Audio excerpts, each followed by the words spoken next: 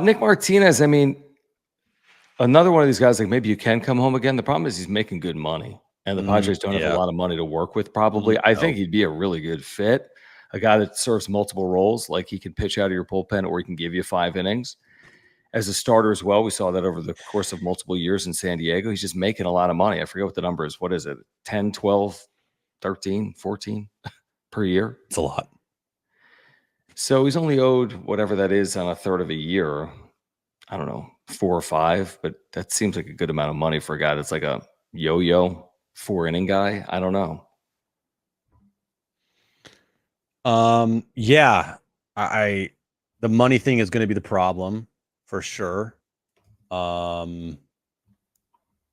me, a name out there that I could see get traded easily is, I've talked about him, Cal Quantrill, former Padre. You can come home again, Cal Quantrill. Right. He's kind of like the perfect 4th, 5th starter in your rotation right now. Like he gives you innings. He's over 100 innings this year so far. He's got a 2.4 WAR. Now he's on the Rockies, so the Rockies suck. And his ERA is 4.15. It's something that you look at and you go, he's not making a lot of money. He's on a 1-year deal, making 6.5. So that's like what? Less than 3 probably right now. Less than 2 probably. Yeah, probably less than 2.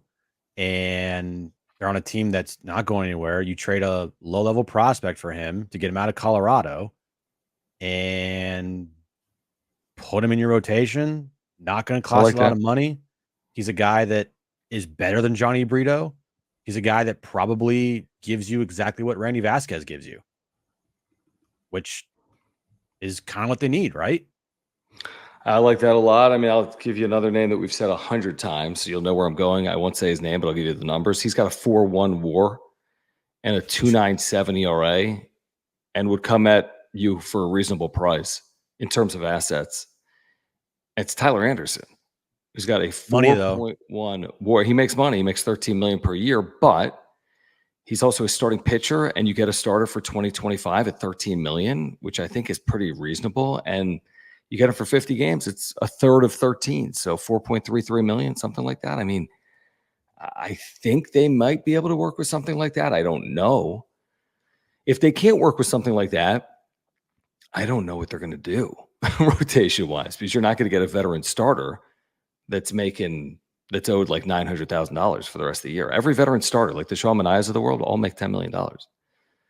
So I don't know. The Cal Quantrill number, it's pretty low. It's probably the lowest you're going to get with Cal Quantrill, like 2 to 3 million. Yeah, for a guy that's a quality starter. Yep. Now there are a bunch of buyers out there, so it's not like they can just go get these dudes without any competition. I'm sure there's been a lot of teams that have talked about the names we just talked about there. Sure. For sure. Or maybe not. Maybe they're like, we don't want to trade anything for a 4th or 5th starter. Or even Tyler Anderson. I mean, there's a lot of teams that need it.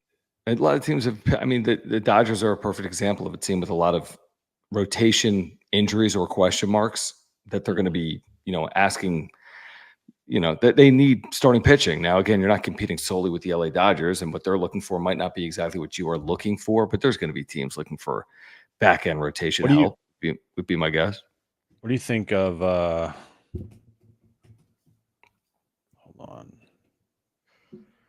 this name, which is, pull this up here, a guy like Eric Fetty of the White Sox? Yep, it's a good name. How much does he make? Together borderline an all-star year, 7.3 with a 2.99 ERA. Or was he an all-star this year? No, he was not an all-star.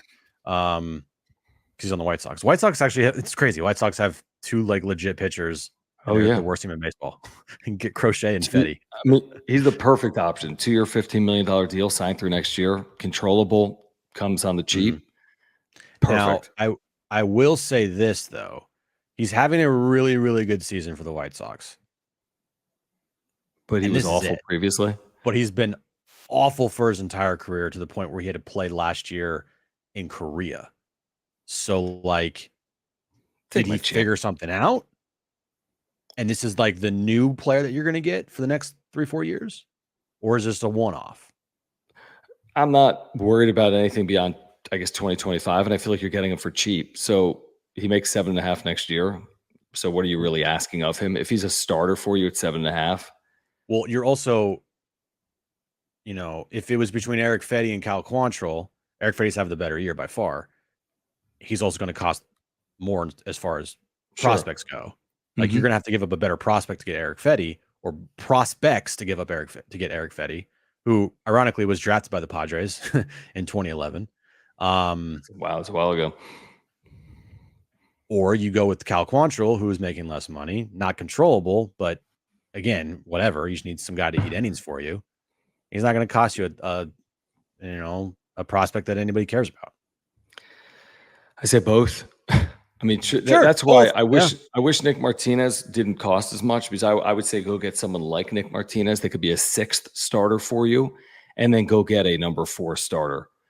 That would be my goal. My dream scenario is go get actually someone that's pitching better than a number 4 starter, a guy that's pitching like a 2, like a Tyler Anderson or like an Eric Fetty, someone that's pitching like a 2, and then pair him with someone that could be like a, yo-yo number 5 spot. But if you need him for long relief, you could do that as well. Can do multiple things for you, like Nick Martinez did for years for this team. That's probably my dream scenario if I was in charge of the organization. I'm not reaching for the stars, to everyone's point. I probably don't go for Garrett Crochet. There's going to be other buyers. He's not a perfect fit in 2024 because of his innings. I like him for 25 and 26. He's controllable and doesn't make money.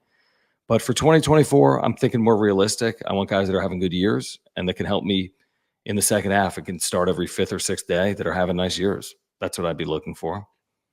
Another guy who's, I would say, in between Eric Fetty and Cal Quantrill as far as like what you'd have to give up for him would be Jack Flaherty, who he's had a nice year, right?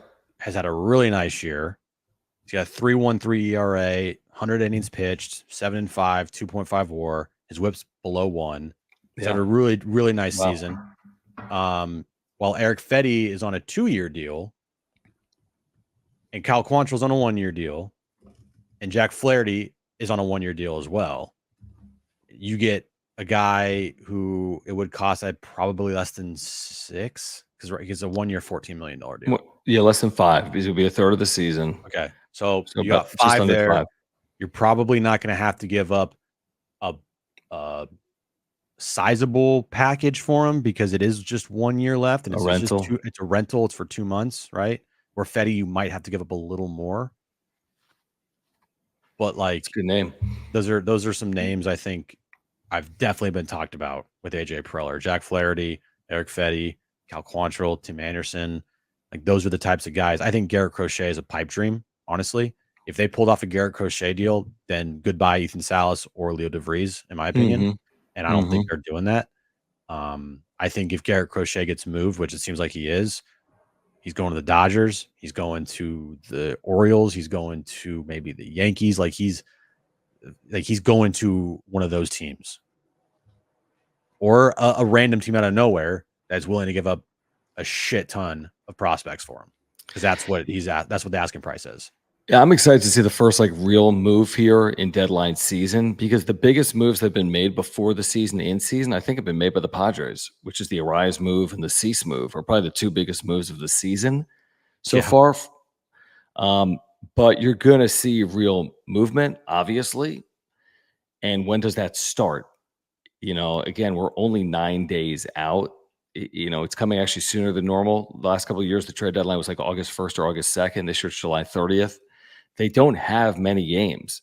They have 6 before the deadline, because they play July 30th at 6:40 p.m. against the Dodgers. They have 6 remaining games before the deadline. This is who they are. Because let's say they go 4-2, great. Let's say they go 3-3, great. Let's say they go 2-4, not as great, but it's the same record. They're a 500 team at the deadline. Can we agree? They're either going to be 2 or 3 over, 1 over. So they know what they're dealing with. They know what they need to accomplish over the next 60 games. Now, when do they strike, and in what manner do they strike?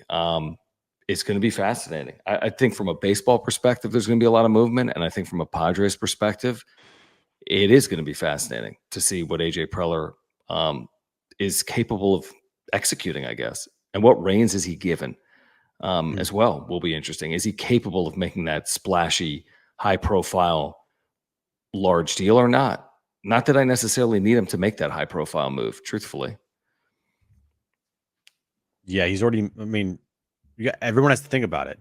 He's made some moves. He's already made 2 of them. He traded for a runner-up in Cy Young and Dylan Cease. And he traded for a 2-time batting champion in Luis Ariz already.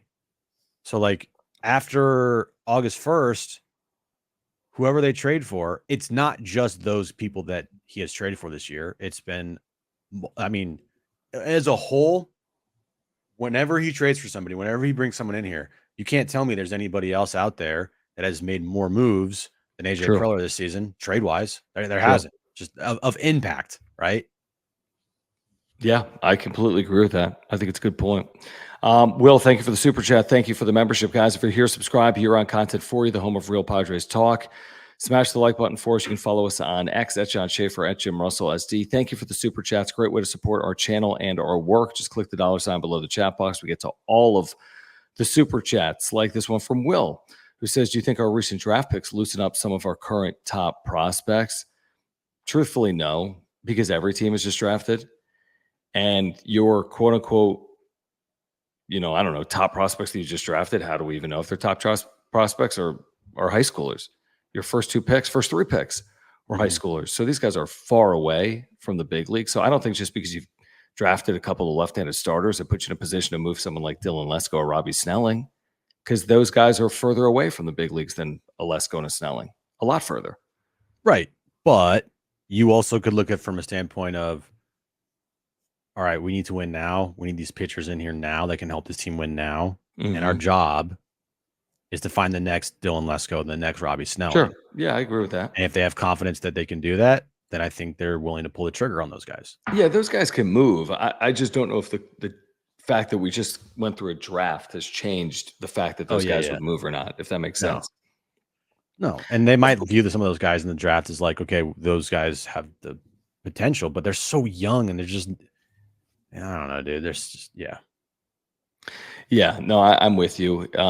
Again, you're going to have to move. I'm not advocating to move Salas or DeVries. I'm just not, as we speak today. But I understand if they have to move one of their top pitching prospects. Like, if you're trying to address 2024 and it's a seller's market, then you can't keep it all. You can't expect AJ Preller only to be making deals with his number 16 through 30 prospects. If he's going to get something real back, there's a chance one of his top 5 or 6 prospects moves. But that's this time of year, and good teams often move their top 10 prospects in an effort to improve their roster. So I'd almost be surprised if one of those guys didn't move. I don't have the list of top 5 or top 6 in front of me, but I guess as I sit here today, I'd be surprised if I looked at the list of like top 6 Padres prospects, if one of them didn't move between now and July 30th. That would surprise me. Yeah, I would say of Lesko, Snelling, and Adam Major, one of those guys gets moved at the deadline. Yeah, I tend to agree with that. Maybe multiple. I don't know. Yeah. No, I tend to agree with that. I do.